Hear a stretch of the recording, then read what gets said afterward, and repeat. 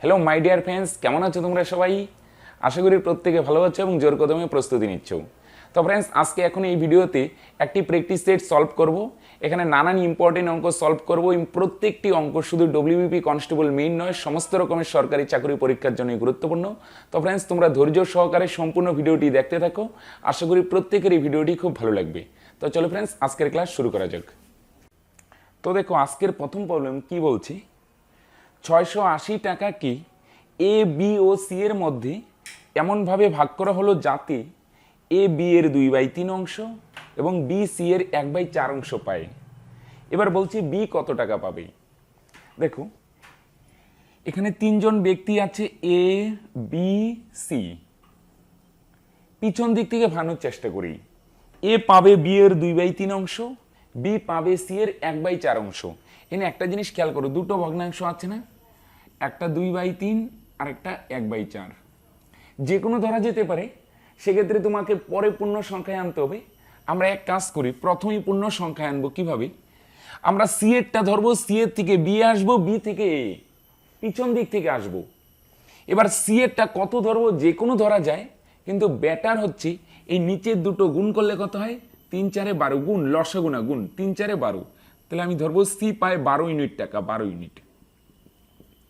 C এরটা কত ধরলাম, 12। যে কোনো ধরা যায়, 2 3 4 1 যে কোনো ধরতে পারো। ব্যাটার হচ্ছে নিচের দুটোর হর দুটোর গুণফল, 3 4 12। আচ্ছা, এবার বি কত পাবে বলো দেখি, ভাষাটা দেখো। বি পাবে সি এর 1/4 অংশ। বি কত পাবে, সি এর 1/4 অংশ। সি কত পাচ্ছে, 12 এর মানে ইন্টু, মন দিয়ে শুনবে, বি পাবে কত পাবে, সি এর সি, সি কত 12 এর মানে ইন্টু কত অংশ বলছে বলো দেখি, 1/4। ক্লিয়ার? সি এর 1/4, সি পায় 12 ইউনিট, এর মানে ইন্টু 1/4। 4 দিয়ে 12কে ভাগ করলে 3, তার মানে 3 কে 3 ইউনিট।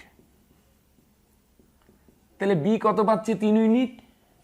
এবার বি এর হেল্প নিয়ে এটা বার করব।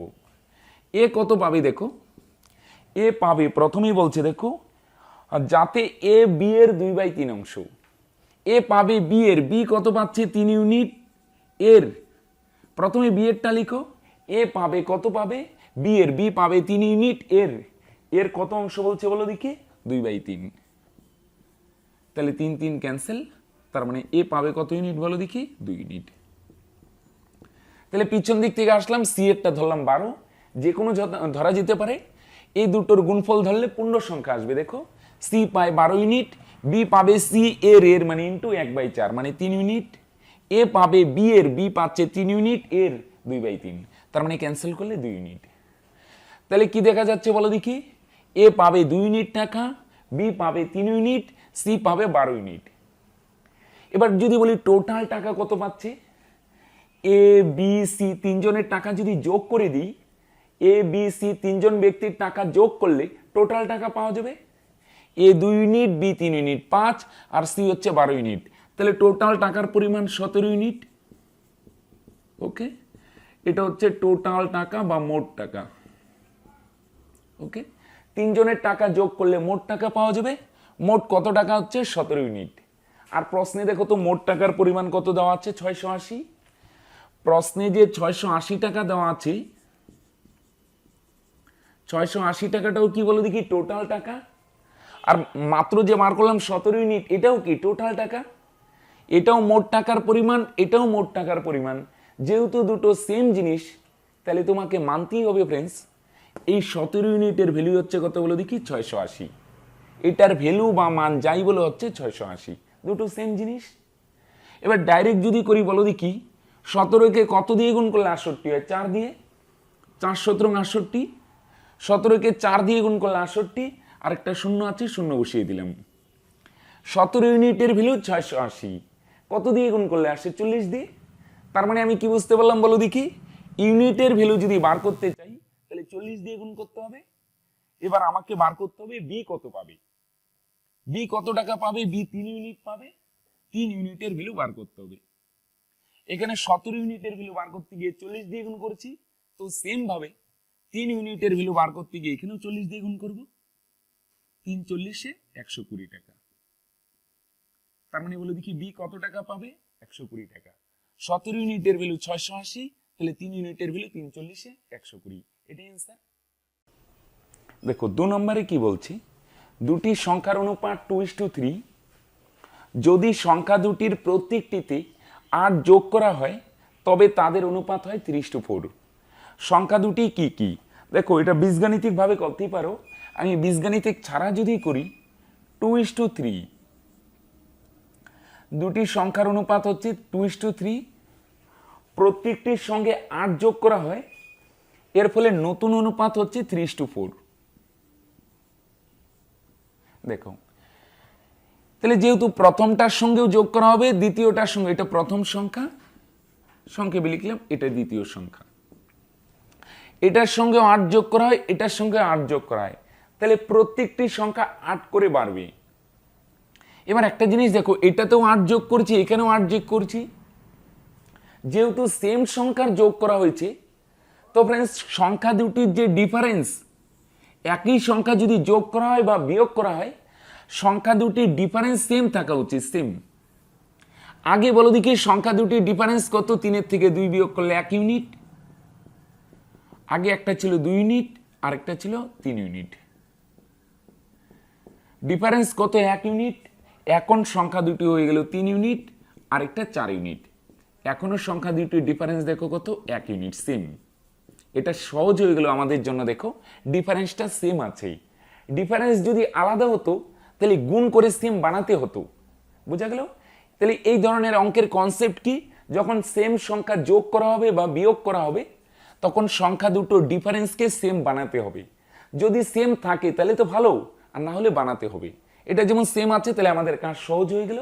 এবার দেখো যে কোনো একদিকে কম্পেয়ার করো, 2 ইউনিট ছিল প্রথম সংখ্যা, হয়ে গেল 3 ইউনিট। বলো দেখি কত ইউনিট বাড়লো, 1 ইউনিট। কত ইউনিট বাড়লো, 1 ইউনিট। বা এদিকেও ভাবতে পারো 3 থেকে 4 হলো, কত ইউনিট বাড়লো, 1 ইউনিট, যেদিকেই কম্পেয়ার করো। এবার আমি যদি বলি 1 ইউনিট কেন বাড়লো, তোমরা বলবে 1 ইউনিট যোগ করা হয়েছে। কত যোগ করা হয়েছে, 1 ইউনিট, কিন্তু প্রশ্নে বলছে যোগ করা হয়েছে 8। আমরা বার করলাম 1 ইউনিট যোগ করা হয়, কিন্তু প্রশ্নে বলছে 8 যোগ করা হয়। তাহলে আমি যদি বলি 1 ইউনিট কি, তোমরা বলবে এত যোগ করা হয়। আবার যদি বলি 8 কি, এত যোগ করা হয়। তার মানে কি দাঁড়াচ্ছে বলো দেখি ফ্রেন্ডস, এই দুটো সেম জিনিস, যেহেতু দুটো সেম জিনিস তাহলে আমি বলতেই পারি এই 1 ইউনিটের ভ্যালু হচ্ছে কত, 8। 1 ইউনিটের ভ্যালু কত, 8। কত দিয়ে গুণ করলে আসে 1 কে, 8 দিয়ে গুণ করলে আসে 8 কে 8। এবার 1 ইউনিটের ভ্যালু যদি 8 হয় তাহলে বলো দেখি 2 ইউনিটের ভ্যালু কত হবে, এটাকেও 8 দিয়ে গুণ করব, 8 দুগুণে 16। সেম ভাবে 3 ইউনিটের ভ্যালু কত, এটাকেও 8 দিয়ে গুণ করব, 3 8 24, বুঝা গেল? 1 ইউনিটের ভ্যালু যদি 8 হয়, 2 ইউনিটের ভ্যালু 8 দুগুণে 16, 3 ইউনিটের ভ্যালু 3 8 24। তার মানে সংখ্যা দুটো কি কি হবে বলো দেখি, একটা 16 আর একটা 24, এটাই অ্যান্সার। 3 নাম্বার দেখো কি বলছে, 28টি জিনিস বিক্রি করে একজন ব্যক্তি 4টি জিনিসের বিক্রয় মূল্যের সমান লাভ করেন, শতকরা লাভের হার কত? এরকম যদি বলে এতগুলি জিনিসের বিক্রয় মূল্যের সমান বা ক্রয় মূল্যের সমান, লাভ বা ক্ষতি দুটোই থাকতে পারে। এখানে দেখো এই জিনিসটা মোস্ট ইম্পর্টেন্ট, আমি নোট করে দিচ্ছি এই জায়গাটা। কি বলছে বলো দেখি, 4টি জিনিসের কিসের সমান, বিক্রয় মূল্যের সমান। 4টি জিনিসের বিক্রয় মূল্যের সমান লাভ করেন,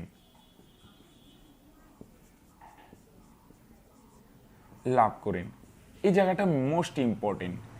লাভ বা ক্ষতি দেওয়া থাকে যদি এরকম, এতগুলি জিনিসের বিক্রয় মূল্যের সমান বা ক্রয় মূল্যের সমান, লাভও হতে পারে ক্ষতিও হতে পারে, তখন এই জায়গাটা মোস্ট ইম্পর্টেন্ট। 4টি জিনিসের বলো দেখি কার সমান লাভ হয়, বিক্রয় মূল্যের সমান। এটা দেখো সম্পর্ক ভাঙিয়ে বীজগাণিতিকভাবে সলভ করা যায়, আমরা বীজগাণিতিকভাবে যাচ্ছি না, সিম্পলি সলভ করার চেষ্টা করি। 4টি জিনিসের কার সমান লাভ হয়, বিক্রয় মূল্যের সমান। কখনো বলতে পারে ক্রয় মূল্যের সমান লাভ হয়। এখানে যেহেতু বিক্রয় মূল্যের সমান বলছে, আমরা ধরবো একটি জিনিসের বিক্রয় মূল্য, একটির বিক্রয় মূল্য 1 টাকা, যে কোনো ধরা যায়, আমি ধরে নিলাম 1 টাকা। তুমি 2 টাকা 3 টাকা যে কোনো ধরতে পারো, তাহলে ফালতু বড় ধরে লাভ নেই, আমি ছোট ধরে নিলাম। একটি জিনিসের বিক্রয় মূল্য 1 টাকা। যদি বলতো 4টি জিনিসের ক্রয় মূল্যের সমান লাভ করেন বা ক্ষতি করেন, তাহলে ক্রয় মূল্য ধরবো। বিক্রয় মূল্যের সমান লাভ বলছে, তাহলে আমি কি বলবো, একটির বিক্রয় মূল্য ধরে নিলাম 1 টাকা। এবার বলো দেখি কয়টি জিনিস বিক্রি করা হয়, 28টি জিনিস। তাহলে 28টির বিক্রয় মূল্য কত হবে, 28টির বিক্রয় মূল্য,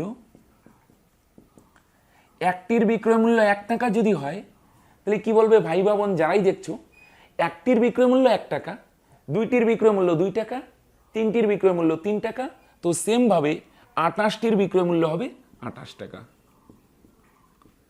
একটির বিক্রয় মূল্য 1 টাকা হলে 28টির বিক্রয় মূল্য হবে 28 টাকা। ক্লিয়ার? ওকে। এবার 28 টাকা এটা হচ্ছে বিক্রয় মূল্য। এবার বলছে কত টাকা লাভ হয় বলে দেখি, সরাসরি বলে নি, লাভটা একটু ঘুরিয়ে বলছে।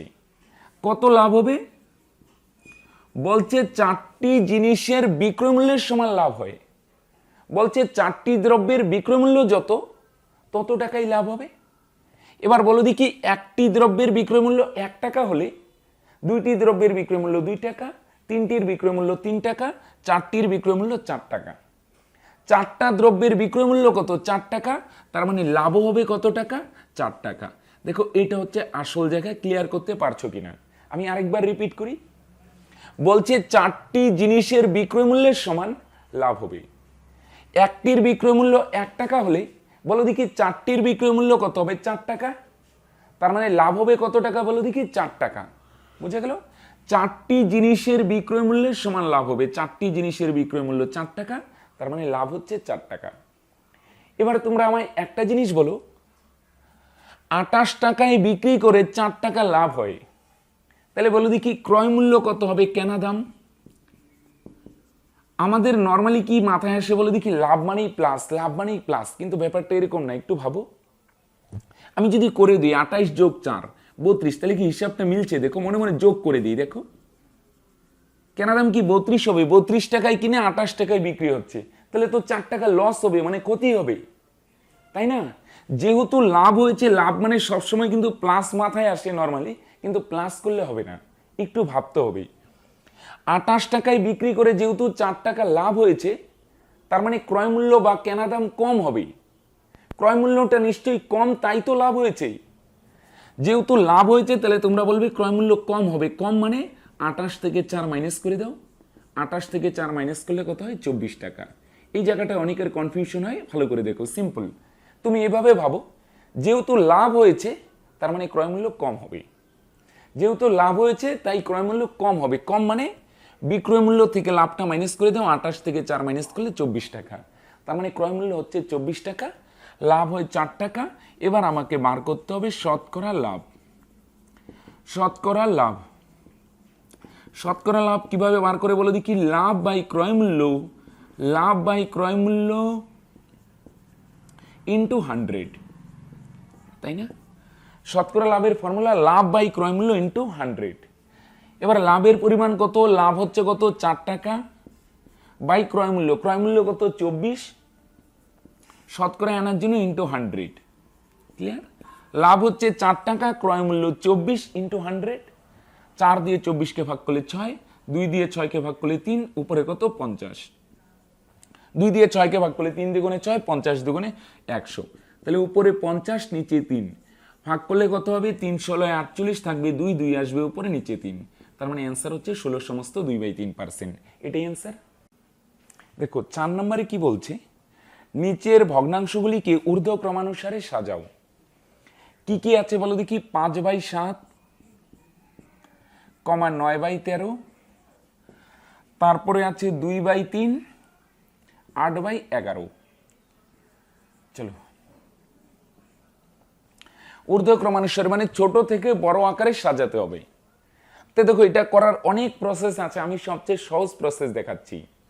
প্রথমে না এই লব আর হরের ডিফারেন্স, মানে উপরের 4 আর নিচেরটা ডিফারেন্স কত বার করো। 5 আর 7 ডিফারেন্স 2, 9 আর 13 ডিফারেন্স 4, 2 আর 3 ডিফারেন্স 1, 11 আর 8 ডিফারেন্স 3। বুঝা গেল? 11 আর 8 ডিফারেন্স কত, 3। লব আর হর, উপরেরটাকে লব বলে নিচেরটা হর, এই দুটো ডিফারেন্স 2, এই দুটো ডিফারেন্স 4, এই দুটো ডিফারেন্স 1, এই দুটো ডিফারেন্স 3। এবার তোমার কাজ হচ্ছে এই নিচের সংখ্যা দিয়ে 2 দিয়ে 5কে ভাগ করতে হবে, ডিফারেন্স দিয়ে লবকে মানে উপরের সংখ্যাকে ভাগ করব।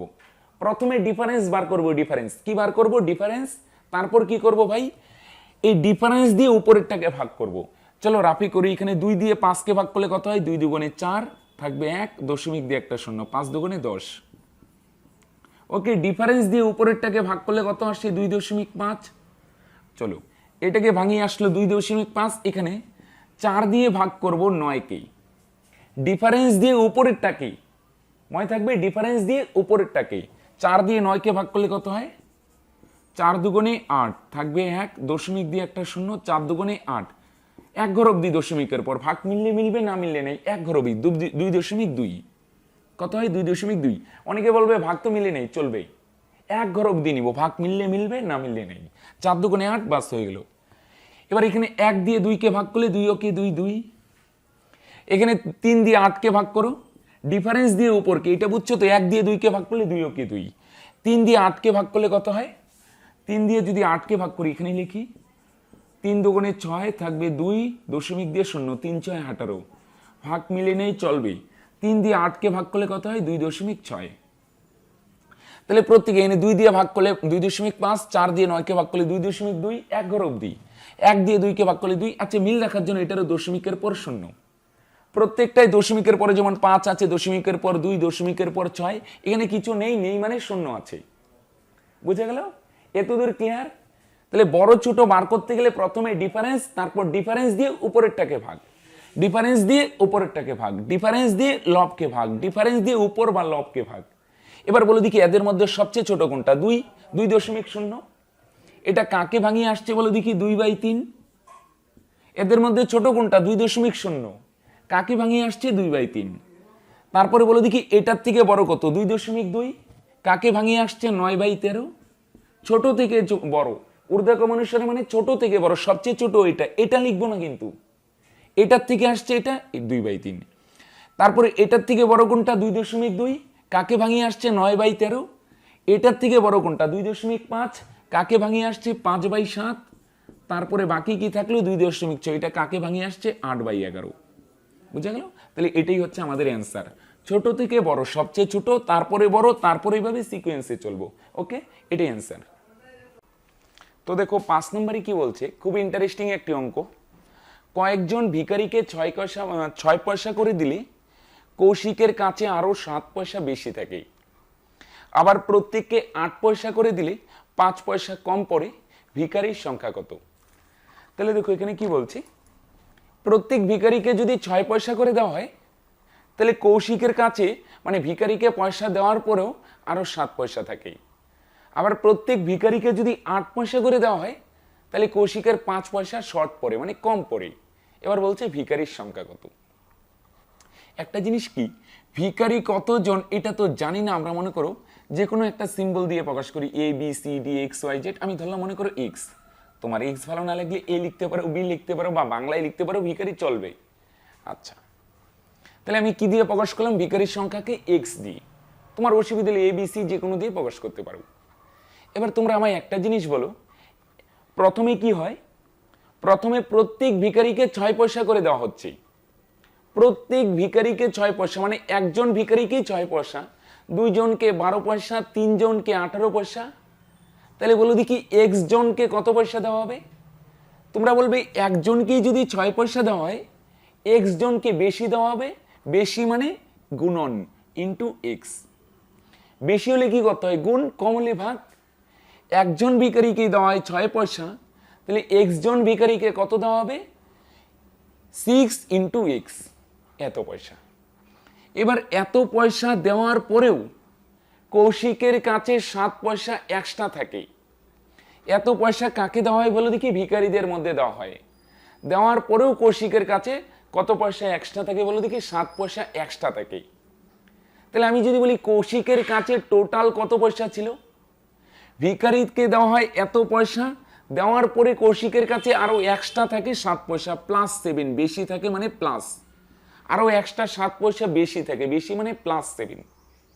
তাহলে কৌশিকের কাছে টোটাল এত পয়সা ছিল, দেখো বুঝতে পারছো কিনা, ভিখারিকে দেওয়া হয় এত পয়সা, তারপরও তার কাছে থাকে 7 পয়সা, তাহলে কৌশিকের কাছে টোটাল কত পয়সা ছিল, এইটা প্লাস 7। এবার সেকেন্ড কন্ডিশনে কি বলছে, এবার প্রত্যেক ভিখারিকে 8 পয়সা করে দেওয়া হচ্ছে।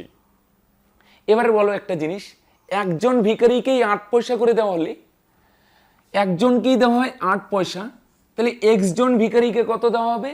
Into x. এবার এত পয়সা যদি ভিখারিকে দিতে চাই, এত পয়সা ভিখারিকে দেওয়ার পরে কৌশিকের পাঁচে 5 পয়সা কম পড়ে। এত পয়সা যদি মানে ভিখারিদের দেওয়া হয়, তাহলে কৌশিকের সমস্ত পয়সা তো শেষ হবে, উল্টো 5 পয়সা শর্ট পড়ে মানে কম পড়ে। তাহলে কৌশিকের কাছে পয়সা কত ছিল? -5, কম পড়ে মানে -5। বুঝতে পারছো? অনেকের হয়তো অসুবিধা হচ্ছে। একটা এক্সাম্পল দিই। মনে করো আমি ভিখারিকে এখানে যেমন কেউ 6 টাকা, হ্যাঁ, আমি প্রত্যেক ভিখারিকে 6 টাকা করে দিলাম। 6 টাকায় ভিখারি, একজন ভিখারিকে 6 টাকা করে দিচ্ছি। তাহলে একজনকে যদি 6 টাকা দেওয়া হয়, মনে করো ভিখারি আছে 7 জন, তাহলে 7 জনকে কত টাকা দেওয়া হবে? 6 × 7 = 42 টাকা। একজন ভিখারিকে 6 টাকা করে দিচ্ছি, দেওয়ার পরেও তাহলে 7 জন ভিখারিকে দেওয়া হচ্ছে 42 টাকা। দেওয়ার পরেও মনে করো আমার কাছে 5 টাকা আছে। কত টাকা আছে? 5 টাকা আছে। 5 টাকা বেশি হলো, তাহলে আমার কাছে টাকা কত ছিল বলো দেখি? 42 + 5 = 47। যদি বলি বেশি হলো, তাহলে আমি কি করব? যোগ করব, তাই না? দেখো ব্যাপারটা, আমার কাছে 47 টাকা ছিল। এবার 7 জন ভিখারি আছে, একজন ভিখারিকে 6 টাকা দিচ্ছি, 2 জনকে 12, 7 জনকে দেওয়া হয় 42 টাকা। 42 টাকা দেওয়ার পরেও আমার কাছে কত টাকা এক্সট্রা হবে বলে দেখি? 5 টাকা এক্সট্রা আমার কাছে থাকবে। 47 টাকা ছিল, ভিখারিকে দিলাম 42 টাকা, আমার কাছে থাকবে 5 টাকা। 5 টাকা বেশি হবে। বুঝা গেল? এটাই এরকম। তাহলে ভিখারিকে দেওয়া হয় 42 টাকা, আমার কাছে এক্সট্রা আছে 5 টাকা, তাহলে টোটাল টাকা দুটো যোগ করব। 5 টাকা বেশি হচ্ছে, তার মানে আমার টোটাল টাকা 42 + 5 = 47। এবার উল্টো যদি বলি, উল্টো একটা এক্সাম্পল দিই। উল্টো হলে কিরকম হবে? মনে করো ভিখারি কতজন? 7 জন, তো 7 জন ভিখারি। এবার মনে করো প্রত্যেক ভিখারিকে 8 টাকা করে দেওয়া হচ্ছে। কত টাকা? 8 টাকা। এবার একজনকে যদি 8 টাকা করে দেওয়া হয়, তাহলে 7 জন ভিখারিকে কত দেওয়া হবে? 7 × 8 = 57 টাকা। কিন্তু আমার কাছে আছে কত টাকা? 47 টাকা। তাহলে বলো দেখি কত টাকা কম পড়লো? আমি যদি 8 টাকা করে দিতে চাই, 56 টাকা লাগবে, কিন্তু আমার কাছে আছে কত? 47। তার মানে কত টাকা কম পড়লো? 3 আর 6, হ্যাঁ, 9 টাকা কম পড়লো। তার মানে 9 টাকা কম পড়লো মানে -9। তার মানে আমার কাছে কত টাকা আছে বলো দেখি? 47 টাকা। আমার কাছে আছে 47, কিন্তু আমি 56 টাকা দিতে পারবো কি না? কত টাকা কম পড়বে? 9 টাকা কম পড়বে। কম মানে মাইনাস। এখানেও সেম, প্রত্যেক ভিখারিকে যদি 8 পয়সা করে দেওয়া হয়, x জন ভিখারিকে দেওয়া হবে 8 × x মানে 8x। এবার এত পয়সা যদি দেওয়া হয়, কৌশিকের সমস্ত পয়সাই চলে যাবে, তারপরেও 5 পয়সা শর্ট পড়বে। শর্ট মানে -5। এত পয়সা কৌশিকের কাছে নেই। প্রত্যেক ভিখারিকে 8 পয়সা করে দেওয়া হলে x জন ভিখারিকে দেওয়া হবে 8 × x। এবার এত 8 × x মানে 8x। এবার এত পয়সা কৌশিকের কাছে আছে কি? নেই। তার থেকে 5 পয়সা কম পড়ে মানে -5। আর প্রত্যেক ভিখারিকে 6 পয়সা করে দেওয়া হলে x জনকে দেওয়া হবে 6 × x, অর্থাৎ 6x পয়সা।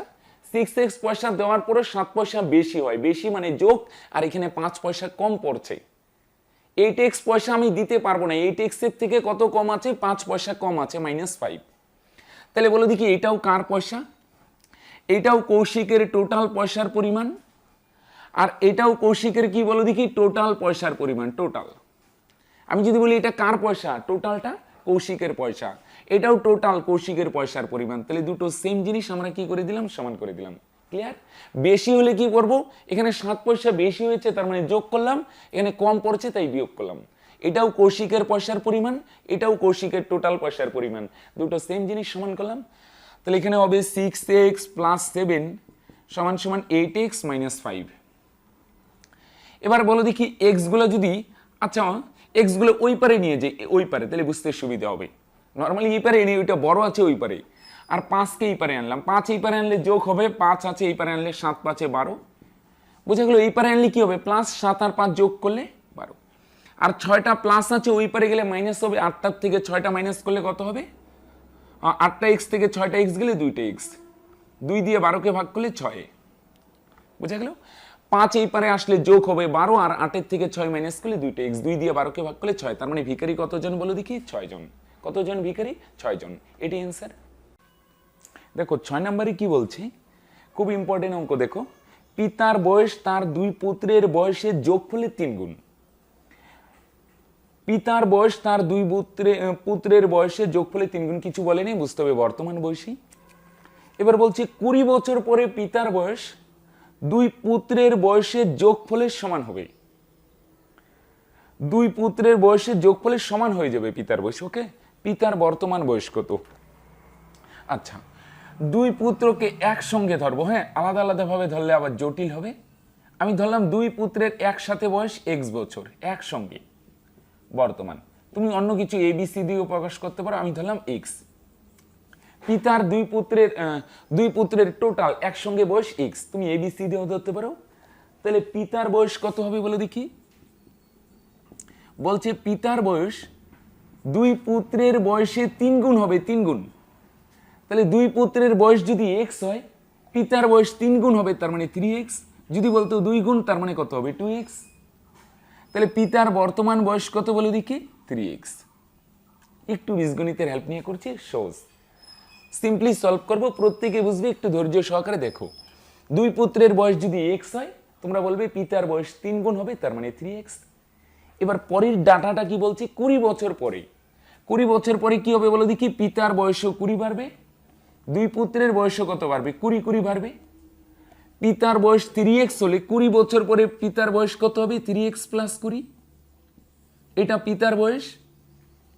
পিতার বর্তমান বয়স 3x, 20 বছর পরে কি হবে?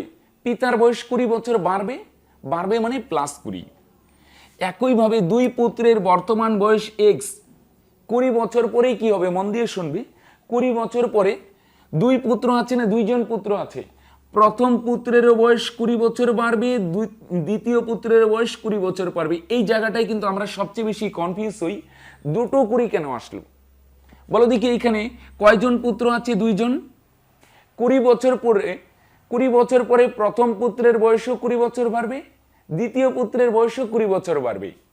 প্রত্যেকের বয়স, প্রথম পুত্রেরও 20 বাড়বে প্লাস 20, দ্বিতীয় পুত্রেরও 20 বাড়বে প্লাস 20। তার মানে টোটাল বয়স কত হবে? x plus 40। বুঝা গেল? তাহলে 20 বছর পরে পিতার বয়স কত হবে? আরেকবার যদি লিখি 3x প্লাস 20, আর 2 পুত্রের বয়স কত হবে? x plus 40। 40 কেন? বোঝা গেল? প্রথম পুত্রের 20 বাড়বে, দ্বিতীয় পুত্রের 20 বাড়বে। তাহলে 20 টোটাল কত বাড়বে? 40। তার মানে প্লাস 40। এবার বলছে 20 বছর পরে এই পিতার বয়স আর এই 2 পুত্রের বয়স সমান হবে। 20 বছর পরে পিতার বয়স আর এই 2 পুত্রের বয়স, প্রশ্নে বলছে কিন্তু দুটো কি হবে? সমান হবে। সমান করে দিলাম। এবার x কে এদিকে নিয়ে আসলে কি হবে? 3টে x থেকে একটা x মাইনাস করলে কয়টা x থাকবে? 2টে x। এই পারে আসলে মাইনাস হবে, 3টার থেকে একটা মাইনাস করলে 2টো x, আর এদিকে 40 থেকে 20 মাইনাস করলে কত হবে? 20। 2 দিয়ে 20 কে ভাগ করলে 10। তার মানে x এর ভ্যালু কত হচ্ছে? 10। 3টে x থেকে একটা x মাইনাস করলে 2টো x, 40 থেকে 20 মাইনাস করলে 20, 2 দিয়ে 20 কে ভাগ করলে 10। ওকে, আমাকে বার করতে কি হবে? পিতার বর্তমান বয়স। পিতার বয়স কত? 3x না? x এর ভ্যালু চলো এখানে বসিয়ে দিই। 3 ইন্টু x এর ভ্যালু কত বলো দেখি? 10। তার মানে পিতার বয়স হয়ে গেল 3 10 30 বছর। ক্লিয়ার? x এর ভ্যালু 10 না, এখানে বসালে 3 10 30। এটি অ্যান্সার। দেখো 7 নম্বর খুবই ইন্টারেস্টিং অঙ্ক এবং খুবই ইম্পর্টেন্ট। দেখো কি বলছে? 2 জন ব্যক্তি একই দিকে যথাক্রমে 3 কিমি পার ঘন্টা ও 6 কিমি পার ঘন্টা বেগে হাঁটছিল। একটি ট্রেন পিছন দিক থেকে এসে তাদের যথাক্রমে 9 সেকেন্ড ও 10 সেকেন্ডে অতিক্রম করে। ট্রেনটির বেগ কত? তাহলে দেখো 2 জন ব্যক্তি আছে, একজন ব্যক্তি এখানে আর একজন ব্যক্তি এখানে। এটা মনে করো প্রথম ব্যক্তি, এটা মনে করো দ্বিতীয় ব্যক্তি। একটা ট্রেন পিছন দিক থেকে এসে প্রথম ব্যক্তিকে অতিক্রম করে কত সেকেন্ডে বলো দেখি? প্রথম ব্যক্তিকে অতিক্রম করে 9 সেকেন্ডে, 9 সেকেন্ডে, আর দ্বিতীয় ব্যক্তিকে অতিক্রম করে 10 সেকেন্ডে। পিছন দিক থেকে একটি ট্রেন এসে প্রথম ব্যক্তিকে 9 সেকেন্ডে অতিক্রম করবে আর দ্বিতীয় ব্যক্তিকে 10 সেকেন্ডে। এবার প্রবলেম হচ্ছে প্রথম ব্যক্তিরও বেগ আছে, কিন্তু প্রথম ব্যক্তি এদিকে যাচ্ছে।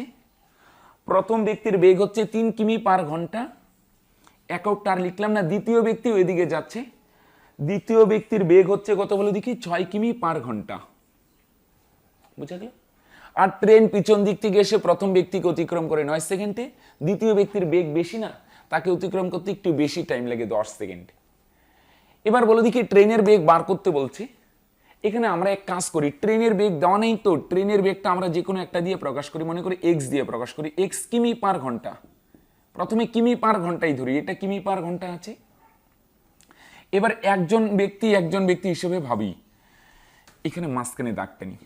প্রথম ব্যক্তির ক্ষেত্রে যদি দেখি, প্রথম এটা নেই মনে করো, প্রথম ব্যক্তির ক্ষেত্রে ভাবো, ট্রেনের বেগ এক্স, প্রথম ব্যক্তির বেগ 3। দুইজন ব্যক্তি একবারে ভাবতে যাও না, তাহলে কিছুই হবে না, একটা একটা করে ভাবো। প্রথম ব্যক্তির বেগ কত এক্স, আর প্রথম ব্যক্তির বেগ 3 আর ট্রেনের বেগ কত এক্স। দুজন একই দিকে যাচ্ছে না, সেম ডিরেকশন যদি হয়, আমি করছিলাম ট্রেন সংক্রান্ত অঙ্কে বলছিলাম, সেম ডিরেকশন হলে মাইনাস আর বিপরীত হলে প্লাস। যেহেতু সেম ডিরেকশনে যাচ্ছে সেম, তাহলে দুটো মাইনাস করব, এক্স মাইনাস 3 কিমি পার ঘন্টা, হ্যাঁ কি না? তাহলে বেগটা বার করে নিলাম, দুটো সেম ডিরেকশনে যাচ্ছে, তাহলে তোমরা কি বলবে, মাইনাস করতে হবে। এক্স থেকে 3 মাইনাস করলে এক্স মাইনাস 3 কিমি পার ঘন্টা। এবার এই কিমি পার ঘন্টা থেকে অতিক্রম মানে আমি কি বলছিলাম, মিটার পার সেকেন্ডে নিয়ে যাবে। কিমি পার ঘন্টা থেকে মিটার পার সেকেন্ডে আসবো, ছোট এককে আসবো, ছোট। তাহলে দেখো একটা শর্টকাট টেকনিক হচ্ছে, হয় 5/18 দিয়ে গুণ করতে হয় বা 18/5। ওকে, এটা একটা শর্টকাট টেকনিক। কেউ বলো না এটা কিভাবে আসে, মানে কিমি পার ঘন্টা থেকে মিটার পার সেকেন্ডে আসতে গেলে ডাইরেক্ট এই সংখ্যা দুটো মনে রাখবে, হয় 5/18 নয় 18/5। মানে বেগকে ট্রান্সফার করতে গেলে কিমি পার ঘন্টা থেকে মিটার পার সেকেন্ড বা মিটার পার সেকেন্ড থেকে কিমি পার ঘন্টায় যেতে হলে গুণ করতে হয় 5/18 বা 18/5 দিয়ে। এখানে আমরা যেহেতু ছোট এককে আসছি, ছোট সংখ্যাটা উপরে, 5 উপরে আর 18 নিচে, এটা হলো বেগ। আচ্ছা, এবার প্রথম ব্যক্তিকে কয় সেকেন্ডে অতিক্রম করে, 9 সেকেন্ডে। সময় দেওয়া আছে 9 সেকেন্ড, কত সেকেন্ড এটা দেওয়া আছে, সময় দেওয়া আছে 9 সেকেন্ড। ভাঙিয়ে ভাঙিয়ে দেখাচ্ছি, হিবিজিবি হয়ে যাচ্ছে তাই না? চলো পরিষ্কার করে লিখি, সময় হচ্ছে 9 সেকেন্ড। তাহলে বলো দেখি দূরত্ব মার করতে পারবো না, দূরত্ব মানে কি বলো দেখি, বেগ ইন্টু সময়। বেগ কত, এক্স মাইনাস 3 ইন্টু 5/18 ইন্টু 9, এটা বেগ। বেগ হচ্ছে এক্স মাইনাস 3 ইন্টু 5/18, এটা বেগ ইন্টু সময়, সময় হচ্ছে 9 সেকেন্ড, এত মিটার। এবার বলো দেখি এই যে দূরত্ব মার করলাম, এটা কার দূরত্ব, ব্যক্তিকে অতিক্রম করছে না, তার মানে এখানে দুটো দূরত্ব আছে, ব্যক্তি প্লাস ট্রেন। যাকে অতিক্রম করবে সেটা তো থাকবেই প্লাস ট্রেন। সেতুকে অতিক্রম করা মানে যেমন সেতু প্লাস ট্রেন, প্ল্যাটফর্মকে অতিক্রম করা মানে প্ল্যাটফর্ম প্লাস ট্রেন, ব্যক্তিকে অতিক্রম করা মানে ব্যক্তি প্লাস ট্রেন। এবার ব্যক্তির দৈর্ঘ্য খুবই সামান্য, এটা অ্যাভয়েড করে দিই, এটা ক্যান্সেল করে দিই, খুবই সামান্য অ্যাভয়েড করি। শুধু এখানে কার দৈর্ঘ্য আছে, ট্রেনের দৈর্ঘ্য। প্রথম ব্যক্তির কমপ্লিট, এবার দ্বিতীয় ব্যক্তির ডাটাকে ভাঙাই। ট্রেন এসে দ্বিতীয় ব্যক্তিকে অতিক্রম করে কত সেকেন্ডে, 6 সেকেন্ডে, 10 সেকেন্ডে। দ্বিতীয় ব্যক্তির বেগ 6 আর ট্রেনের বেগ এক্স কিমি পার ঘন্টা। সেম ভাবে এটাও ভাঙাও, বেগ কত হবে, দুটো সেম ডিরেকশন, এক্স মাইনাস 6 কিমি পার ঘন্টা। এবার এটাকে আমরা কিসে নিয়ে আসবো, ভাই বা বোন যারাই দেখছো, মিটার পার সেকেন্ডে। তাহলে বলো দেখি কত দিয়ে গুণ করবো, 5/18। এটা হলো বেগ, সময় দেওয়া আছে 10 সেকেন্ড। আমরা কি করি, বেগ পেয়ে গেলাম, সময় পেয়ে গেলাম, দূরত্ব বার করি। দূরত্ব মানে কি বলো দেখি, আমরা অনেক করছি, বেগ ইন্টু সময়, স্পিড ইন্টু টাইম। স্পিড কত, এক্স মাইনাস 6 ইন্টু 5/18, এটা হচ্ছে বেগ ইন্টু সময়। সময় কত, 10 সেকেন্ড, বুঝা গেল, এত মিটার। বেগ আর সময় গুণ করলে দূরত্ব। এটা কি বলো দেখি, যেহেতু ব্যক্তিকে অতিক্রম করছে, এখানে দুটো জিনিস থাকবে, অতিক্রম মানেই দুটো জিনিস থাকবে। কাকে অতিক্রম করছে, ব্যক্তিকে, ব্যক্তি তো থাকবেই, প্লাস ট্রেনও থাকবে। অতিক্রম করতে গেলে যে দূরত্ব যায় তার মধ্যে অলওয়েজ দুটো জিনিস থাকবে। সেতুকে অতিক্রম করা মানে সেতু প্লাস ট্রেন, এখানে ব্যক্তিকে অতিক্রম করছে মানে ব্যক্তি প্লাস ট্রেন। এবার ব্যক্তির দৈর্ঘ্য খুবই সামান্য, এটা অ্যাভয়েড করব। তাহলে এটাও কার দৈর্ঘ্য, ট্রেনের দৈর্ঘ্য। এবার আমি একটু উপরে লিখি, উপরেরটা মুছে দিই। কি করি দেখো, এটাও ট্রেনের দৈর্ঘ্য, এটাও ট্রেনের দৈর্ঘ্য, দুটো সেম জিনিস, তাহলে অবশ্যই দুটো কি হবে, সমান হবে। এক্স মাইনাস 3 ইন্টু 5/18 ইন্টু 9, এটাও ট্রেনের দৈর্ঘ্য। দেখতে খুব বড় মনে হয়, কিন্তু অ্যাকচুয়ালি জিনিসটা খুব সিম্পল। এটাও ট্রেনের দৈর্ঘ্য, এটাও ট্রেনের দৈর্ঘ্য, দুটো সমান করে দিই। X minus 6 into 5/18 into 10। এটাও ট্রেনের দৈর্ঘ্য, এটাও ট্রেনের দৈর্ঘ্য, দুটো আমরা কি করে দিলাম, সমান করে দিলাম। ক্লিয়ার? সলভ করি। 5/18 5/18 ক্যান্সেল। নিচেরটা যদি মুছে দিই তাহলে এখানে 9 দিয়ে গুণ করলে কত হবে, 9x মাইনাস 9 দিয়ে 3কে গুণ করলে 3 নং 27, দুটোকেই গুণ করতে হবে। এখানে 10 দিয়ে প্রথমে গুণ করবো, x কে 10x মাইনাস 10 দিয়ে 6কে গুণ করলে 60। এবার x গুলো যদি একবারে নিয়ে আসি 10টা x থেকে 9টা x মাইনাস করবে, তাহলে কয়টা x হবে, একটা x। 27 ওই পারে গেলে দেখো কি হবে বলো দিকে, -27 আছে, ওইটা ওই পারে যদি নিয়ে যাই +27, -27কে যদি ওই পারে পাঠাই তাহলে +27 হবে। দুটো আলাদা না, একটা মাইনাস একটা প্লাস, আলাদা হলে বিয়োগ। 60 থেকে 27 মাইনাস করলে 33। তার মানে ট্রেনের বেগ কত হলো, ট্রেনের বেগ x দিয়ে প্রকাশ করছিলাম না, x এর ভ্যালু কত, 33। তার মানে ফ্রেন্ডস ট্রেনের বেগ হচ্ছে 33 কিমি পার ঘন্টা। এটাই অ্যান্সার। তো দেখো ফ্রেন্ডস 8 নম্বরে কি বলছে, একটি কাজ এ 10 দিন, বি 12 দিন এবং সি 15 দিনে করতে পারে। তারা একসাথে কাজ শুরু করার 2 দিন পরে এ ও কাজ সম্পন্ন হওয়ার 4 দিন আগে সি চলে যায়। কাজটি শেষ হতে কতদিন লেগেছিল? আচ্ছা, কাজটা কি আমরা জানি না, যে কোনো ধরতে পারি। মনে করো এখানে ধরলাম কাজটা রাস্তা তৈরি করা, তাহলে বুঝতে সুবিধা হবে। এই কাজটা কতদিনে করে, প্রথমে সিম্পলিফাই করো, কে কতদিন করলো, কে কবে যাচ্ছে, এগুলো পরে ভাববো। এই কাজটি করতে পারে 10 দিনে, বি করতে পারে 12 দিনে, সি করতে পারে 15 দিনে। এদের লসাগু কত, 10 12 আর 15 লসাগু কত হয়, 60। আমি ধরে নিলাম টোটাল কাজটা হচ্ছে, যে কোনো ধরা যায়, আমি এদের লসাগু ধরে নিলাম 10 12 15, এদের লসাগু কত হয়, 60। আমি ধরলাম টোটাল 60 মিটার রাস্তা বানাতে হবে। এবার এ 10 দিনে 60 মিটার তৈরি করে, তাহলে বলে দেখি একদিনে কতটুকু তৈরি করবে। এ 10 দিনে তৈরি করে 60 মিটার, তাহলে একদিনে তৈরি করবে 10 দিয়ে 60কে ভাগ করলে 6 2 60, 6 মিটার। এটা বানাচ্ছে এ। বি 12 দিনে তৈরি করে 60 মিটার, তাহলে একদিনে কম তৈরি করবে, কম মানে 12 দিয়ে 60কে ভাগ করলে 5 12 60, এটা তৈরি করে বি। সি 15 দিনে তৈরি করে 60 মিটার, তাহলে একদিনে কতটুকু তৈরি করবে, 4 15 60, এটা তৈরি করছে সি। তাহলে টোটাল 60 মিটার রাস্তা তৈরি করতে হবে। এ একদিনে 6 মিটার, বি একদিনে 5 মিটার, সি একদিনে তৈরি করতে পারে 4 মিটার। এবার দেখো কে কাজটা শুরু করলো, এটা মনে করো টোটাল রাস্তা, টোটাল, হ্যাঁ। তাহলে বলে দেখি টোটাল রাস্তা কত মিটার, 60 মিটার। 60 মিটার। ভাষাটা ভালো করে বুঝো, তারা একসাথে কাজ শুরু করা 2 দিন পরে একসাথে কাজ শুরু করছে, এ বি সি সবাই একসাথে কাজ শুরু করলো, শুরু করার 2 দিন পরে, তার মানে একসঙ্গে 2 দিন কাজ করছে, 2 দিন। বুঝে গেল? এ বি সি তিনজন একসঙ্গে কাজ শুরু করলো, কাজ শুরু করার কতদিন পর, 2 দিন পর। 2 দিনে মনে করি এতটুক কাজ হলো, এতটুক, 2 দিনে এতটুক কাজ হলো। কাজ হওয়ার পরে কি বলছে, এ চলে যায় 2 দিন পর এ ও কাজ সম্পন্ন হওয়ার। আচ্ছা, এ যদি চলে যায় তাহলে বলে দেখি কাজে কে কে থাকবে, বি আর সি। তিনজন কাজ শুরু করলো, 2 দিন পরে এ কাজ সম্পন্ন হওয়ার 4 দিন আগে সি চলে যায়, তাহলে 2 দিন পরে যায় এ, তারপরে বি আর সি কাজ করছে কাজ করছে কাজ করছে, কিছুটা কাজ বাকি ছিল। কতদিনের কাজ বাকি ছিল, ভাষাটা ভালো করে দেখো। পাটিগণিত মানে ভাষার খেলা, যে ভাষা বুঝতে পারবে সে পাটিগণিত পারবে, সিম্পল। কাজ সম্পন্ন হওয়ার মানে কাজ এখানে শেষ হয়, কাজ শেষ হওয়ার 4 দিন আগে, কতদিন আগে, 4 দিন আগে সি চলে যায়। সি যদি চলে যায় তাহলে বলো দেখি কে থাকবে, বি। এ তো প্রথমেই চলে গিয়েছিল, ছিল বি আর সি। কিছুদিন কাজ করলো, কতদিন বলে নেই, কিন্তু বলছে শেষ হওয়ার 4 দিন আগে, শেষ হওয়ার 4 দিন, মানে শেষের যে কাজটা কতদিনে হয় বলো দেখি, 4 দিনে। উপরে লিখি দিনটা, তাই না? আচ্ছা, উপরে 4 দিন, শেষের এই কাজটা 4 দিনে হয়। কেন, বুঝতে পারছো?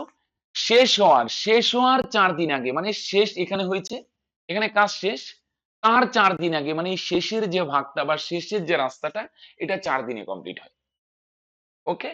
এবার বলছে কাজটা শেষ হতে মোট কতদিন লাগবে। আচ্ছা, মাঝখানেরটা দেওয়া নেই, চলো এটা বার করব। প্রথমে এগুলোকে ভাঙাতো, এ বি সি একসাথে 2 দিন কাজ করি, তিনজন একসঙ্গে কাজ করলে কতটুকু হয়, এ 6 বি 5 সি 4, একসঙ্গে যদি কাজ হয়, কাজ করে, তাহলে 15 মিটার রাস্তা তৈরি হয় একদিনে। একদিনই তৈরি হয় 15 মিটার, ওরা কতদিন কাজ করছে? 2 দিন, তাহলে 2 দিনে তৈরি হবে 15 গুণন 2, তার মানে 15 দ্বিগুণে 30 মিটার। একদিনে 15 মিটার রাস্তা তৈরি করে 2 দিনে তৈরি করবে 15 দ্বিগুণে 30। মাঝখানে বি আর সি কাজ করছে, কতটুকু কাজ করছে জানি না, কতদিন কাজ করছে তাও জানি না। চলো লাস্টেরটা আগে বার করি। লাস্টের কাজটা বি একা করে 4 দিনে করে। এবার বি একদিনই তৈরি করে 5 মিটার রাস্তা, 2 দিনে 10, 3 দিনে 15, 4 দিনে কত হবে? 20 মুখোমুখি হয়। একদিনে 5 মিটার, তাহলে 4 দিনে 4 5 20 মিটার। ওকে, একদিনে 5 মিটার তৈরি করে 2 দিনে 10, 4 দিনে 20। তাহলে এ বি সি তৈরি করলো 30, আর লাস্টে বি এসে কত তৈরি করলো? 20। তাহলে 30 আর 20 কত হয়? 50। আর বাকি থাকে কত? 10 মিটার না? এই 10 মিটার বি আর সি তৈরি করে। এটা 30, এটা 20, 50। তাহলে বাকি কত থাকে? বাকি 10 থাকে না? 10 কোনটা বলে দেখি? মাঝখানেরটা কত হবে? 10। এই দুটো মিলে 50 হলে মাঝখানেরটা অবশ্যই কত হবে? 10। 50 আর 10 মিলে কত? 60। আমার ভাষা বুঝতে পারছো? Total 60 meter. এটা 30, এটা 20, 50, মাঝখানে একটা 10, 60। তাহলে মাঝখানে বলে দেখি বি আর সি যে কাজ করে কত মিটার রাস্তা তৈরি করে? 10 মিটার। বুঝা গেল? বি আর সি কত মিটার রাস্তা তৈরি করছে? 10 মিটার রাস্তা তৈরি করেছে। এবার প্রশ্ন হলো 10 মিটার তৈরি করতে বি আর সি এর কতদিন লাগবে? দেখো, বি আর সি যদি কাজ করে, বি আর C, B 5 metre, C 4 metre, 9 metre তৈরি হয় একদিনে। বি আর সি যদি কাজ করে 9 মিটার তৈরি হয় একদিনে, 9 মিটার তৈরি করতে একদিন লাগে, তাহলে 10 মিটার তৈরি করতে কতদিন লাগবে? সময় বার করবো, সময় কতদিন, সময় মানেই ভাগ। কি করলে পাওয়া যাবে? 10 কে 9 দিয়ে ভাগ করলে পাওয়া যাবে। 9 মিটার তৈরি করতে একদিন লাগে, 10 মিটার তৈরি করতে কতদিন লাগবে? 10/9। 9 দিয়ে 10 কে ভাগ করলে কত হয়? এখানে পাশে লিখি, 9 কে 9, তার মানে 1 সমস্ত 1/9, 1 সমস্ত 1/9 দিন। বুঝে গেল? তাহলে টোটাল কতদিন লাগলো? প্রথমে 2 দিন, লাস্টে 4 দিন, 6 দিন, মাঝখানে 1 সমস্ত 1/9 দিন। টোটাল প্রথমে 2 দিন, মাঝখানে 1 সমস্ত 1/9, লাস্টে 4। তাহলে টোটাল কত? 4 আর 1 এ 5, 5 আর 2 এ 7, সমস্ত 1/9। সমস্তটা লাস্টে বসিয়ে দাও। বুঝে গেল? 2 ওকে 3, 3 আর 4 এ 7, তারপরে 1/9, 1/9। তার মানে অ্যান্সার কত? 7 সমস্ত 1/9 দিন। এটাই অ্যান্সার। 9 নম্বরে কি বলছে দেখো, একটি ভগ্নাংশের অঙ্ক, খুবই সিম্পল, শুধু ভাষাটা ভাঙাও। এক ব্যক্তি তার আয়ের 2/5 অংশ ব্যাংকে জমা রাখেন। ব্যাংকে জমা রাখেন কত অংশ? 2/5। আর কি বলছে? বাকি আয়ের 4/5 অংশ সংসার খরচ করেন। তাহলে বলে দেখি বাকি কত থাকবে? সংসার খরচ কত করবে? সংসার খরচ কত করবে? বাকি আয়ের, এটা কিন্তু ভালো করে দেখো ভাষাটা, বাকি আয়ের, এটা একটু লিখে দিই তাহলে বুঝতে সুবিধা হবে। বাকি আয়ের কত অংশ বলো দেখি? 4/5 অংশ। 4/5 অংশ। তাহলে বাকি আয় কত বলো দেখি? 5/2 2 ভাগ ব্যাংকে জমা রাখে। 5/2 ভাগ, 5 ভাগের মধ্যে 2 ভাগ ব্যাংকে রাখলো। তাহলে বাকি থাকবে কত? 5/3 ভাগ। দেখো এত দূর ক্লিয়ার কিনা? 5 ভাগের মধ্যে 2 ভাগ ব্যাংকে জমা রাখা হয়, তাহলে বাকি কত ভাগ থাকবে? 5 ভাগের মধ্যে 2 ভাগ তো ব্যাংকে রাখা হলো, তাহলে বাকি থাকবে 5/3 ভাগ। বুঝা গেল? টোটাল 5 ভাগ, তার মধ্যে 2 ভাগ ব্যাংকে, বাকি থাকে 5/3 ভাগ। বাকি আয় 5/3 ভাগ এর ইনটু 4/5। বাকি আয় কত? 5/3 ভাগ, 5/2 ভাগ ব্যাংকে রাখে, বাকি থাকে 5/3 ভাগ এর মানে ইনটু 4/5। ক্যান্সেল তো করা যাচ্ছে না, উপরে 3 4 12 আর নিচে 25। তাহলে দেখো, এটাও নিচে লিখি তাহলে বুঝতে সুবিধা হবে, একসাথে থাক না। তাহলে ব্যাংকে জমা করে 2/5 অংশ, সংসার খরচ করে 12/25। একটা কাজ করি, দুটো ভগ্নাংশের না হরগুলোকে মানে নিচের গুলোকে সমান করি, তাহলে বুঝতে সুবিধা হবে। নিচের গুলোকে, এটা 25 আছে, এটাকেও 25 বানাই, তাহলে কম্পেয়ার করতে সুবিধা হবে। কিভাবে 25 বানাই? এটাকে 5 দিয়ে গুণ করি, উপরে 5 দিয়ে গুণ করি, তাহলে 5 দুগুণে 10 আর নিচে 25। বুঝে গেল? দুটো ভগ্নাংশ থাকলে নিচের গুলো সমান করে দাও। সংসার খরচ 12/25 আর ব্যাংকে রাখে 2/5। আমরা কি করলাম? নিচের গুলোকে সমান করলাম। এখানে 25 আছে, এটাকেও 25 বানাবো। কিভাবে? খুব সিম্পল। 5 দিয়ে গুণ করে দাও, 5 5 25, তাহলে উপরেও 5 দিয়ে গুণ করতে হবে, 5 দুগুণে 10। আচ্ছা, তার মানে টোটাল আয় করে 25 ভাগ, তার মধ্যে 10 ভাগ ব্যাংকে রাখে, 10 ভাগ, আর সংসার খরচ করে, 12 ভাগ। এটা টোটাল ইনকাম 25 ভাগ বা 25 ইউনিট। তাহলে 10 ইউনিট ব্যাংকে, 12 ইউনিট কি সংসার খরচ, টোটাল খরচ, তাহলে টোটাল কত যাচ্ছে 22। ব্যাংক আর সংসার খরচ দুটো মিলে কত 22, ব্যাংকে 10, সংসার খরচ 12, টোটাল 12 আর 10 মিলে 22। তাহলে টোটাল 25 ইউনিট ইনকাম করে, তার মধ্যে 22 ইউনিট এখানেই গেল, ব্যাংক আর সংসার খরচ মিলে কত টোটাল যাচ্ছে 22 ইউনিট। আর বাকিটা কি করে, বাকি টাকা জীবন বীমায় খরচ করে, বাকি টাকা জীবন বীমায় রাখে। তাহলে টোটাল 25, 25-এর মধ্যে 22 গেল গা ব্যাংকে আর সংসার করেছে, বাকি থাকে 3 ইউনিট। এই 3 ইউনিট কোথায় রাখবে, জীবন বীমায়। টোটাল 25 ইউনিট ইনকাম করে, তার মধ্যে 10 ইউনিট রাখে ব্যাংকে, 12 ইউনিট সংসার খরচ করে। তাহলে টোটাল কত গেল, 12 আর 10 মিলে 22। 25 ইউনিটের মধ্যে 22 ইউনিট খরচ হয়ে গেল, বাকি থাকবে 25 মাইনাস 22, 3 ইউনিট। এই বাকি 3 ইউনিট জীবন বীমায় রাখে। আর প্রশ্নে কি বলছে, প্রশ্নে বলছে জীবন বীমায় রাখে 1440 টাকা। তাহলে আমি যদি বলি 3 ইউনিটটা কি, তোমরা বলবে এই টাকাটা সে জীবন বীমায় রাখে। আবার যদি বলি 1440 টাকাটা কি, তাহলে তোমরা বলবে এটাও জীবন বীমায় রাখে। তাহলে ব্যাপারটা কি দাঁড়াচ্ছে বলো দেখি ফ্রেন্ডস, এই দুটো সেম জিনিস, যেহেতু দুটো সেম জিনিস, তাহলে আমি বলতে পারি 3 ইউনিটের ভ্যালুই কত বলো দেখি, 1440। দুটো সেম জিনিস, তাহলে এইটার ভ্যালু বা মানই হচ্ছে কত, 1440। কত দিয়ে গুণ করলে আসে, 3 4 12, 3 কে কত দিয়ে গুণ করলে এটা আসে, 3 4 12 থাকবে 2 24, 3 আসতে 24, 480 দিয়ে গুণ করলে আসে, তাই না? 3 কে কত দিয়ে গুণ করলে 1440 হয়, 480 দিয়ে গুণ করলে। এবার আমাকে বার করতে বলছে তার মোট আয় কত। মোট আয় মানে, মোট আয় কত, 25 ইউনিট না, 25 ইউনিটের ভ্যালু বার করতে হবে। একটু আগে দেখলাম ইউনিটের ভ্যালু বার করতে গেলে 480 দিয়ে গুণ করতে হয়, তো সেম ভাবে এখানে ইউনিটের ভ্যালু বার করতে গেলে এটাকেও 480 দিয়ে গুণ করব। 480 দিয়ে যদি গুণ করি, 25 দিয়ে 480 কে গুণ করলে, প্রথমে 48 কে গুণ করি, 8 25-এ 200, থাকবে কত 20, আর 4 25-এ 100, আর 20 1200। 25 আর 48 গুণ করলে 1200, একটা শূন্য বাদ দেওয়া হয়েছিল, এটা বসিয়ে দাও। তার মানে ওই ব্যক্তির টোটাল ইনকাম হচ্ছে কত টাকা, 12,000 টাকা। এটাই অ্যান্সার। ক্লিয়ার আশা করি। দেখো 10 নম্বরে কি বলছে, খুব ইম্পর্টেন্ট একটি অঙ্ক দেখো। 5টি ঘন্টা একসঙ্গে বাজার পর যথাক্রমে 3 সমস্ত 1/3, 2 সমস্ত 2/5, 2 সমস্ত 2/7, 2 সমস্ত 2/9, 2 সমস্ত 1/2, 5টি ঘন্টা আছে। এত সেকেন্ড অন্তর বাজতে থাকলো, মানে এত সেকেন্ড পর পর বাজে এক একটা ঘন্টা। এবার বলছে তারা আবার কখন একসঙ্গে বাজবে। তাহলে ঘন্টাগুলো কতক্ষণ পর পর একসঙ্গে বাজে, প্রথম ঘন্টা হচ্ছে 3 সমস্ত 1/3, এটাকে ভাঙালে কত হয় জানো তোমরা কিভাবে ভাঙায়, 3 3ই আসবে, আর উপরে প্রথমে গুণ, 3 3-কে 9 যোগ 1, প্রথমে গুণ পরে যোগ, 3 3-কে 9 যোগ 1, তার মানে 10। তারপরেরটাকে ভাঙালে কত, 2 সমস্ত 2/5, ভাঙালে কত আসবে, প্রথমে 5 5ই, আর উপরে কত আসবে, 5 দুগুণে 10, প্রথমে গুণ পরে যোগ, 5 দুগুণে 10 যোগ 2, তার মানে 12। আরেকটা আছে 2 সমস্ত 2/7, তার মানে নিচে 7 7ই, আর উপরে 7 দুগুণে 14, প্রথমে গুণ যোগ 2, 14 আর 2 যোগ করলে 16। সমস্তগুলোকে ভাঙানো হোক, হ্যাঁ। তারপরে 2 সমস্ত 1/2, ভাঙালে কত আসবে, নিচে 2 2 থাকবে, উপরে আসবে প্রথমে গুণ, 2 দুগুণে 4 যোগ 1, তার মানে 5/2। ওকে, কতগুলো ঘন্টা হলো বলো দেখি, আরেকটা মনে মিস গুলো, 3 সমস্ত 1/3, 2 সমস্ত 2/5, 2 সমস্ত 2/7, সরি সরি সরি, আরেকটা আছে তো মাঝখানে, 2 সমস্ত 2/9, 2 সমস্ত 2/9, এটাকে ভাঙালে 9 9, উপরে হবে 9 দুগুণে 18 যোগ 2, তার মানে 20। আরেকটা আছে 2 সমস্ত 1/2, নিচে 2 2, উপরে হবে 2 দুগুণে 4 যোগ 1, তার মানে 5/2। 5টি ঘন্টা প্রত্যেকটার সমস্ত ভাঙালাম।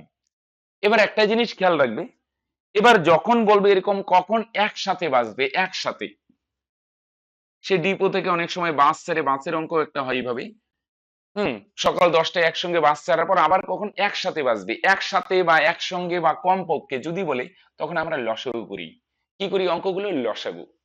বুঝা গেল? এরকম ঘন্টার অঙ্কই বলুক বা বাসের অঙ্ক বলুক, যাই বলুক না কেন, যখন বলবে একসাথে কখন বাসগুলো ছাড়বে বা একসাথে কখন ঘন্টাগুলো বাজবে, খেয়াল রাখবে, খুব ইম্পর্টেন্ট একটা টাইপ। কি করব ফ্রেন্ডস? লসাগু। কি করব? লসাগু। এবার ভগ্নাংশের লসাগু কি করে করে মনে রাখবে, লসাগু বার করতে গেলে কি বার করব? লসাগু। তাহলে উপরের গুলোর লসাগু, উপরের গুলোর লসাগু। যদি লসাগু বার করি উপরের গুলোর লসাগু, যদি গসাগু বার করি উপরের গুলোর গসাগু। বুঝতে গেল? লসাগু বার করব উপরের গুলোর লসাগু, গসাগু মানে উপরের গুলোর গসাগু। আর নিচে কি করব? উপরে যা করব নিচে তার উল্টো করব। উপরের গুলোর যদি গসাগু হয় তাহলে নিচের গুলোর হবে গসাগু। বুঝা গেল? তাহলে লসাগু মানে উপরের গুলোর লসাগু, লসাগু মানে উপরের গুলোর লসাগু। আর যদি বলি গসাগু বার করো উপরের গুলোর গসাগু, এবার উপরেরটা যদি পায়ে যাও নিচেরটা বার করতেই পারবে। উপরে লসাগু হলে নিচে গসাগু, দুটো সেম হবে না। উপরে গসাগু হলে নিচে লসাগু। বুঝে গেল? লসাগু মানে উপরের গুলোর লসাগু, উপরেরটা লসাগু হলে বুঝাই যায় নিচেরটা কি হবে? গসাগু। আচ্ছা, চলো বসিয়ে দাও। উপরে কি কি আছে? 10, 12, 16, 20, 5। 10, 12, 16, 20, 5 এদের হবে লসাগু, এদের লসাগু। আর নিচের গুলোর কি হবে? 3, 5, 7, 9, 2 এদের গসাগু। ওকে, চলো কোথায় করি বলো দেখি। মনে করো বাদিকেই করে নেই। কার কার লসাগু করব? 10, 12, 16, 20, 5। ছোট সংখ্যা দিয়ে দেওয়া বেটার। দুইবার দিলে 5 দুগুণে 10, 10 কে ভাগ করলে 5, 12 কে ভাগ করলে 6, 6 দুগুণে 12, 16 কে ভাগ করলে 8 দুগুণে 16, 20 কে ভাগ করলে 2 দিয়ে 10 দুগুণে 20, 5 কে ভাগ করা যায় না, যা আছে তাই। আরো দুইবার দিলে 5 5ই, 6 কে ভাগ করলে 3 দুগুণে 6, 8 কে ভাগ করলে 4 দুগুণে 8, 10 কে ভাগ করলে 5 দুগুণে 10, 5 কে ভাগ করা যায় না, যা আছে তাই। এবার 2 দিয়ে শুধু 4 কে ভাগ করা যায়। একটাকে যদি ভাগ করা যায় দিতে পারো, কিন্তু দিয়ে খুব একটা লাভ হবে না। 3 দিয়েও শুধু 3 কে ভাগ করা যায়। একটাকে যদি ভাগ করা যায় তাহলে দেওয়াচ্ছে না দেওয়া এটা দিলেও ভুল হবে না। দেখি 3টে 5 আছে, আমরা 5 বার দিয়ে দিই। 5 5ই, 3 3ই, 4 4ই, 5 ওকে 5, 5 ওকে 5, এগুলোকে ভাগ করা যায় না, যা আছে তাই। এবার চলো, আর তো যাবে না, এবার গুণ করে দিই। গুণ করলে কত? 3 4 এ 12। আর এদিকে কত হয় দেখো? 2 দুগুণে 4, 4 5 এ 20, 20 আর এদিকে কত হলো? 12। 20 আর 12 এক তো না লিখলে হয়। 20 আর 12 গুণ করলে 20 12 240। কত হয় লসাগু? 240। তাহলে বলো দেখি উপরের গুলোর লসাগু কত? 240। আর নিচের গুলোর কি করতে হবে? গসাগু। চলো করি। উপরে করি 3 5 7 9 10 2, তাই না? হ্যাঁ। গসাগু মানে এমন একটা সংখ্যা নিতে হবে যেটা দিয়ে প্রত্যেকটাকে ভাগ করা যায়। এবার তোমরা আমায় একটা জিনিস বলো, এমন কোন সংখ্যা আছে যেটা দিয়ে প্রত্যেকটাকে ভাগ করা যায়? তোমরা বলবে 1। 1 দিয়ে সবগুলোকে ভাগ করা যায়। 3 5 7 9 2। আর যায় না। এবার গসাগু কোনটা হবে? নিচের গুলো বাদ দিব, 1। গসাগুকে, গসাগুতে খেয়াল রাখবে সবগুলোকেই ভাগ যেতে হবে, সবগুলোকেই ভাগ যেতে হবে প্লাস নিচেরটা বাদ যায়, তার মানে গসাগু কত? 1। এবার নিচের 1 না লিখলে হয়, অঙ্কটা সেকেন্ডে ছিল। হ্যাঁ, এগুলো সেকেন্ড ছিল কিন্তু সবগুলো 240 সেকেন্ড। এবার 240 সেকেন্ড তো অপশন অ্যান্সারটা মিনিটে আছে। তাহলে এক কাজ করি, সেকেন্ড থেকে মিনিটে আনতে গেলে 60 সেকেন্ড 1 মিনিট, 60 দিয়ে ভাগ করো, 4 6 24, 4 মিনিট। মুখে মুখে হয় 60 সেকেন্ডে 1 মিনিট, 120 সেকেন্ডে 2 মিনিট, 180 সেকেন্ডে 3 মিনিট, 240 সেকেন্ডে 4 মিনিট। তার মানে আবার কখন একসঙ্গে বাজবে বলে দেখি? 4 মিনিট পর একসঙ্গে বাজবে, এটাই অ্যান্সার। তো ফ্রেন্ডস আজকে এই পর্যন্তই, দেখা হচ্ছে নেক্সট ভিডিওতে। আগামীকালকে আমরা মিশ্রণ প্রোভাইড করব। একটি ভিডিওতে মিশ্রণের যত টাইপের অঙ্ক হয় সমস্ত টাইপের অঙ্ক কভার করব। আর শুধু ডব্লিউবিপি কনস্টেবল মেইন পরীক্ষার জন্য না, কিন্তু সমস্ত রকমের সরকারি পরীক্ষার জন্য কিন্তু উপযোগী ক্লাসটি। তো ফ্রেন্ডস দেখো, প্রতিদিনকার মতো আজকেও তোমাদের একটি হোমওয়ার্ক দিব। এই অঙ্কটা তোমাদের হোমওয়ার্ক থাকবে, এটার অ্যান্সার কত হবে তোমরা অবশ্যই কিন্তু নিচে আমাকে কমেন্ট করে জানাবে। ঠিক আছে ফ্রেন্ডস?